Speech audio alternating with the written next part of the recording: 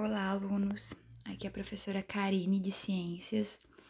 Hoje a gente vai falar sobre bromidrose axilar, bromidrose plantar e pediculose da cabeça. São assuntos da parte diversificada do currículo de Ciências, que a gente trata sobre higiene e saúde. Então, vamos lá. Primeiro, a gente tem que saber o que são glândulas sudoríparas. Então, o que são glândulas sudoríparas? O nosso corpo, ele tem essas glândulas sudoríparas em todo o nosso corpo.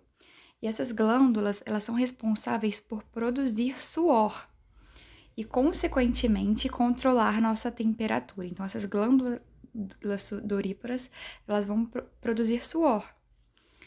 Apesar da importante função, algumas vezes essas glândulas ocasionam situações desagradáveis, como odor nas axilas e nos pés.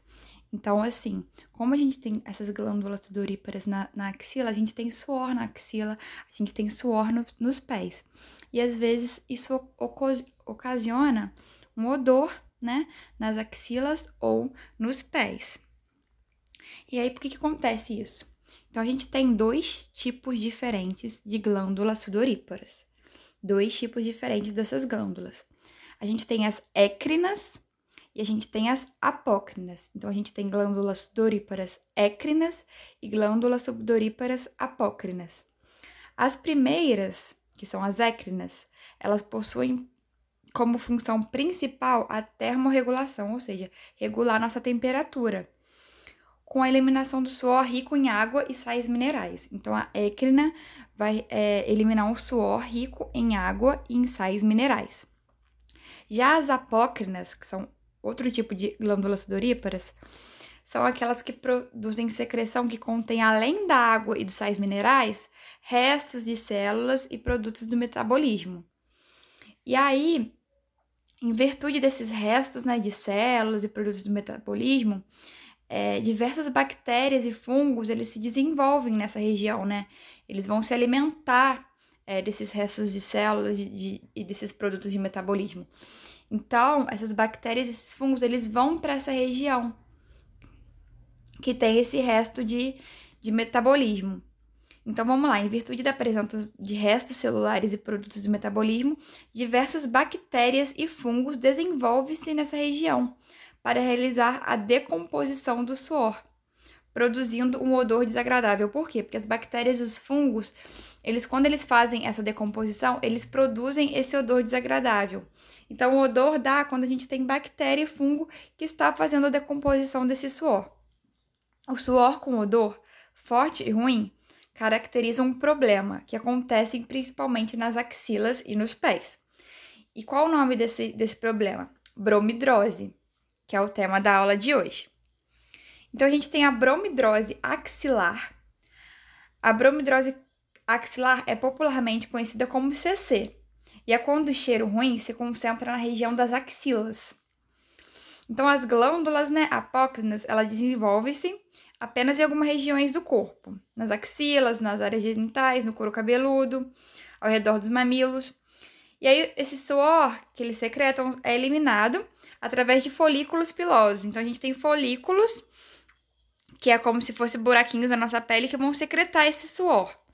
E além da água e sais, contém restos celulares do metabolismo que podem produzir odores desagradáveis, quando expostos à ação de bactérias e fungos, em ambientes em que o calor, umidade e falta de luz sejam predominantes. Então, assim, quando tá muito calor e a gente tá suando muito, quando tem muita umidade, essas bactérias elas gostam do ambiente quente e úmido. Então, elas vão ter uma facilidade maior em ficar nesses locais. Por isso que dá esse problema, essa bromidrose axilar. E a gente tem a bromidrose plantar também, que é chamado de chulé, né? Que é quando o cheiro ruim, devido à ação dessas bactérias e fungos, fica nos pés. Então, a gente tá suando nos pés, essas bactérias e fungos vão decompor esse suor.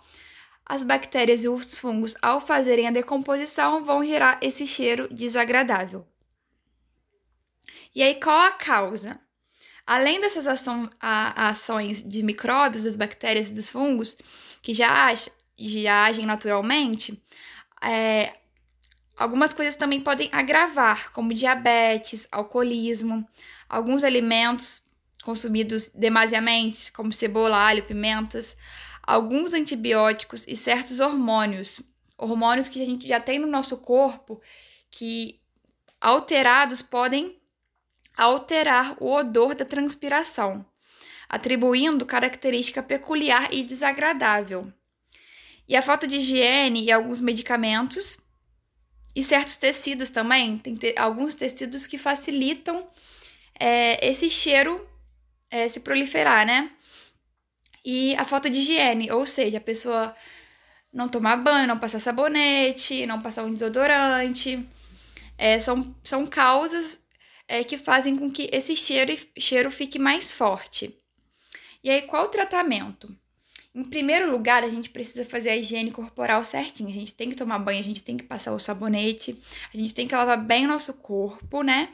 E utilizar desodorantes antitranspirantes, que ajudam a conter essa transpiração que já é natural do nosso corpo para manter a nossa temperatura.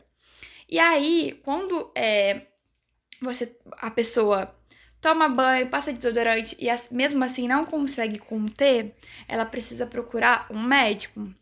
Porque o médico ele pode prescrever antibióticos para que tratem essas bactérias que ficam nas axilas, né? Um médico dermatologista, ele pode indicar esse tratamento através de antibióticos.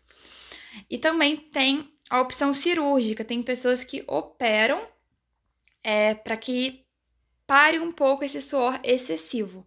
Isso aí são pessoas que já têm em excesso. E a gente tem a pediculose da cabeça também, que é o piolho, né? Pediculose da cabeça. O pedículos humanos. Os piolhos são insetos pequenos, sem asas, que se alimentam de sangue. Então, eles são parasitas, eles se alimentam do sangue, né? E a transmissão ocorre pelo contato direto, uso de boné, chapéus, escovas, de pessoas contaminadas, né? E aí, os sintomas. Quando a pessoa tem piolho, ela tem intensa coceira no couro cabeludo, principalmente na parte de trás da cabeça. Pode chegar no pescoço também essa coceira. Pode surgir pontos avermelhados, né, na cabeça. Essa presença do piolho e dos seus ovos, que são as lêndias. Então, a pessoa fica cheia de pontinho branquinho na cabeça, igual essa foto que eu coloquei, que são lêndias, né? São os ovos dos piolhos, que aparecem, né, como pontos esbranquiçados no fio do cabelo. E aí o tratamento, qual o tratamento que a gente deve fazer? A gente tem que lavar o cabelo com shampoos, né? Tem shampoos específicos para tratamento. Aplicações de loções também, né? Que você pode passar na cabeça, que vende nas farmácias. E aí, em alguns casos, pode ser necessária medicação oral, ou seja, um comprimido para a gente engolir. Tem comprimido que trata isso também, de dentro para fora. Esse comprimido ele pode ser prescrito por um médico dermatologista. E aí, a gente tem que fazer a remoção total dos piolhos das lêndias com um pente fino. Então, a gente tem que pegar o pente fino e passar no cabelo manualmente, ou seja, com a mão, um por um. Porque os medicamentos, eles não matam os ovos dos parasitas. O medicamento, ele vai matar o piolho, ele não vai matar os ovos que estão ali. Então, a gente tem que passar o pente fino também para ir tirando esses ovos, para ir limpando a nossa cabeça. E aí, é importante que todos que convivam com a pessoa sejam examinados. Então, assim, se eu tenho uma amiga que está com piolho, eu posso estar com piolho também, eu posso ter pegado. Então, eu tenho que olhar minha cabeça para ver se eu tenho alguma coisa, passar o pente fino, tá? E aí, o corte do cabelo não é necessário. Dá para fazer o tratamento sem ter que cortar o cabelo, através de remédios, comprimidos, até o pente fino mesmo.